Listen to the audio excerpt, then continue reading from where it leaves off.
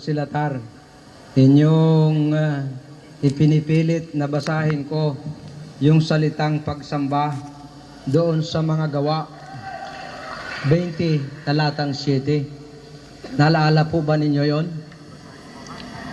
Naalala po ninyo, Mr. Gusilatar? Dito po kayo makinig. Naalala po ninyo? Kung mabasa ko, Mr. Gusilatar, na nung unang araw ng isang linggo, sila ay sumamba. Tatanggapin mo na talo ka? Maninigayahan ako. Tatanggapin mo ba na talo ka? Kung mabasa ko na sumamba sila noong sa aklat ng mga gawa 20 talatang 7. Kung mabasa ko, Talatang ano ho? 20 talatang 7. Hinahanap mo sa akin kanina yan. Kung mabasa ko ngayon, tatanggapin mo na talo ka? Ang ating pinag-uusapan, kanina pa, Pastor, ay yung unang... Totoo binanggit mo yan. Pero sa 20 talatang 7, hinahanapan mo ako ng salitang pagsamba.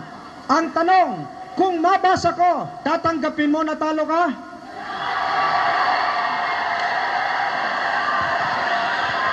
Sumagot kayo! Ay nauubos ang oras ko eh.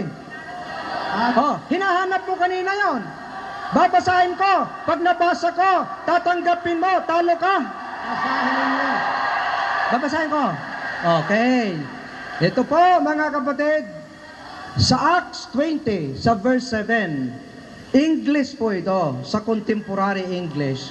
On the first day of the week, we meet to worship and to break bread.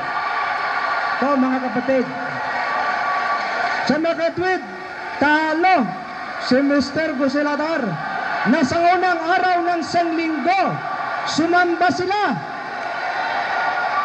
Okay. Tika,